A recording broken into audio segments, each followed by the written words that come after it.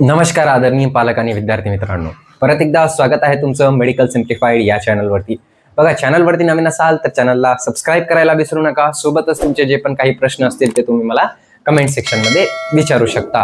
आज आपण या व्हिडिओमध्ये BDS गव्हर्नमेंट अथवा प्रायव्हेट, ज्याला तुम्ही सेमी गव्हर्नमेंट सुद्धा म्हणतात, त्या कॉलेजेसचं कट ऑफ बघणार आहे.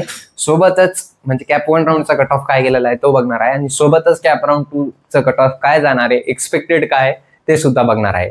तर हा जो कट ऑफ असणार आहे ते AIR च्या बेसिसवर असणार आहे. आता AIR काय असतं तर ऑल इंडिया रँक जी असते तुमची त्याच्या बेसिसवर असणार आहे. तर हे तुम्ही लक्षात घ्या सगळ्यात अगोदर. ठीक आहे, कॅटेगरी वाईज बघणार आहोत आपण की शेवटचा विद्यार्थी कोणत्या रँकवरती अलॉट झाला होता आणि जर का तुम्ही परफेक्ट चॉईस फिलिंग केली तर तुमचं जे आहे तर ते कोणत्या कॉलेजमध्ये तुमचं सिलेक्शन होणं शक्य आहे का ते या व्हिडिओमध्ये तुम्हाला समजून जाईल. तर सगळ्यात अगोदर ओपन कॅटेगरीसाठी बघितलं आपण तर 87,870 असा कॅप 1 राऊंडचा कट ऑफ गेला होता.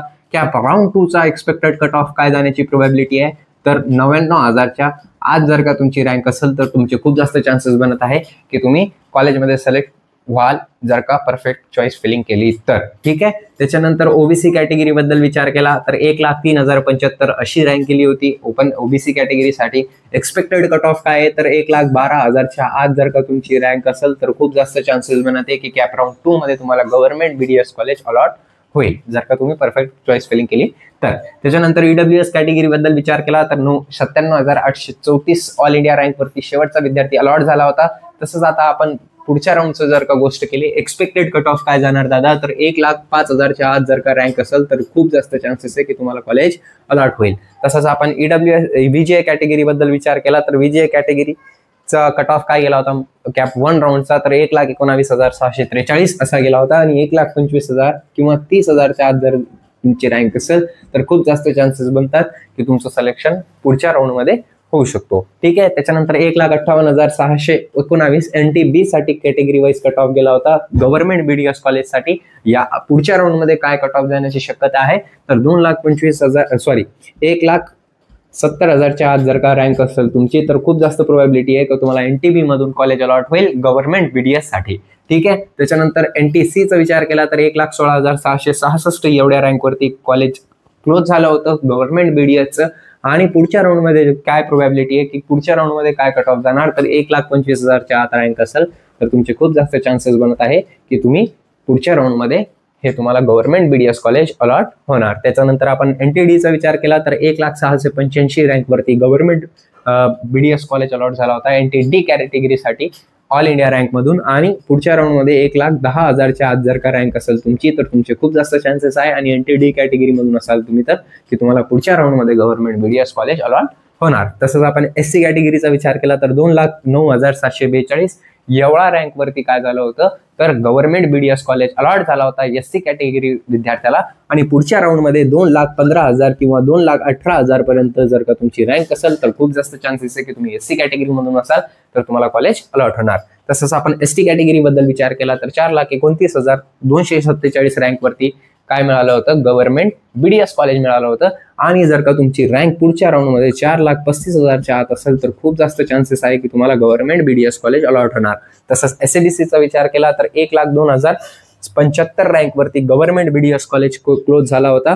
तर गव्हर्नमेंट BDS कॉलेज क्लोज झाला होता कॅप 1 राऊंड मध्ये. कॅप राऊंड 2 चा कट ऑफ काय एक्सपेक्टेड आहे तर 1,10,000च्या आत रँक असेल तर तुम्हाला खूप जास्त प्रोबॅबिलिटी आहे की तुम्हाला गव्हर्नमेंट BDS कॉलेज अलॉट होणार. हा कट ऑफ गव्हर्नमेंटचा होता. याच्यानंतर आता आपण प्रायव्हेटचा कट ऑफ बघणार आहे याच व्हिडिओमध्ये. तर थोडं मी लिहून घेतो नंतर ते तुम्हाला सांगू इच्छितो. ठीक आहे, आता आपण काय बघणार आहोत तर प्रायव्हेट BDS कॉलेजसाठी कट ऑफ काय गेला होता तो या व्हिडिओमध्ये आता आपण बघणार आहे. ठीक आहे, प्रायव्हेट BDS साठी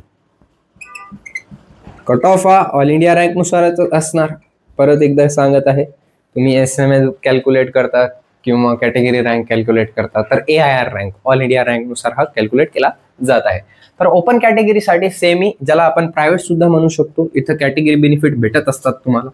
चालत तर ओपन कॅटेगरीसाठी 3,74,614 असा कट ऑफ गेला होता प्रायव्हेट BDS कॉलेजेससाठी.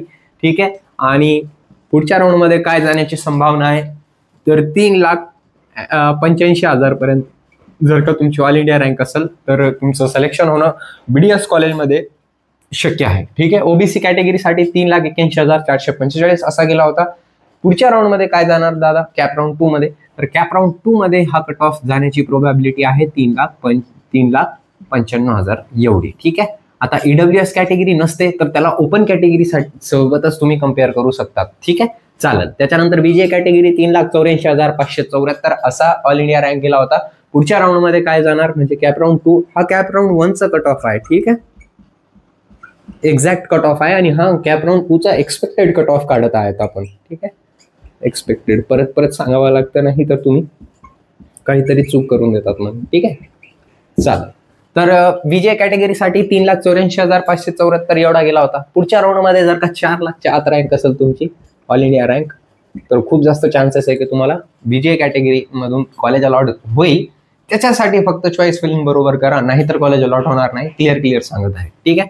NTB साठी 4,02,019 पुढच्या राऊंड मध्ये 4,10,15,000 जाण्याची प्रोबॅबिलिटी. आता 4,15,000च्या आत रँक असेल तुमची तरी सुद्धा तुम्हाला कॉलेज अलॉट होणार नाही. का होणार नाही? कारण तुम्ही चॉईस फिलिंग मध्ये गडबड करणार आणि त्याच्यामुळे तुम्हाला कॉलेज अलॉट होणार नाही. एकदम क्लिअर सांगू शकतो मी. ठीक आहे. त्याच्यानंतर 3,82,234 NTC कॅटेगरीसाठी कॅप 1 राऊंडचा कट ऑफ गेला होता. कॅप राऊंड 2 चा काय जाणार तर 3,90,000च्या आसपास जाण्याची प्रोबॅबिलिटी आहे. ठीक आहे. NTD साठी 3,82,951 असा कट ऑफ गेला होता. NTD कॅटेगरीसाठी पुढच्या राऊंड मध्ये 3,90,000 किंवा 92,000 जाण्याची प्रोबॅबिलिटी आहे. ठीक आहे, म्हणजे याच्या पुढे जर का रँक असेल तुमची तर तुमचे चान्सेस कमी होत जातात कॅप राऊंड 2 मध्ये. ठीक आहे, पण याच्या आत असेल तर खूप जास्त चान्सेस तुमचे वाढत जातात. ठीक आहे, आणि याच्या सुद्धा आत असेल तुमच्या ऑल इंडिया रँक तरी सुद्धा तुम्हाला कॉलेज अलॉट झालं नाही तर कुठं ना कुठं तुम्ही चॉईस फिलिंग मध्ये चूक केलेली आहे, हे तुम्ही लक्षात घेणं गरजेचं. ठीक आहे. त्याच्यानंतर SC कॅटेगरीसाठी विचार केला तर 3,82,490 हे सांगितलं वाटतं मी नाही सांगितलं, तर 3,82,490 एवढा गेला होता. पुढच्या राऊंड मध्ये म्हणजे कॅप राऊंड 2 मध्ये 3,94,000च्या आत जर का तुमची रँक असेल तर खूप जास्त चान्सेस आहे की तुम्हाला कॉलेज अलॉट होणार. त्याच्यानंतर ST कॅटेगरी 6,17,116 या ऑल इंडिया रँक वरती कॅप 1 राऊंड क्लोज झाला होता. कॅप राऊंड 2 चं कट ऑफ काय जाणार तर 6,25,000च्या आत जर का रँक असेल तर खूप जास्त चान्सेस आहे की तुम्हाला ST कॅटेगरी मधून कॉलेज अलॉट होणार. तसंच आपण SCBC चा विचार केला तर 4,45,292 एवढा कट ऑफ गेला होता आणि सोबतच पुढच्या राऊंड मध्ये 4,55,000 किंवा 56,000च्या आत जर का तुमची रँक असेल तर तुम्हाला कॉलेज अलॉट होणं खूप जास्त प्रोबॅबिलिटी आहे की तुम्हाला कॉलेज अलॉट होणार. So thank you so much, have a great day. I hope तुमच्या रँकनुसार तुम्हाला बेस्ट पॉसिबल कॉलेज अलॉट व्हावा आणि ज्यांना माझ्याकडून काउन्सिलिंग करायची असेल ते मला 7887559633 या नंबरवरती कॉन्टॅक्ट करू शकता. आणि सोबतच जर का तुम्ही आतापर्यंत अशी बनवा परफेक्ट कॉलेज लिस्ट म्हणजे चॉईस फिलिंग कशी करतात तो व्हिडिओ बघितला नसेल तर या व्हिडिओमध्ये क्लिक करून ते तुम्ही बघू शकता. थँक्यू.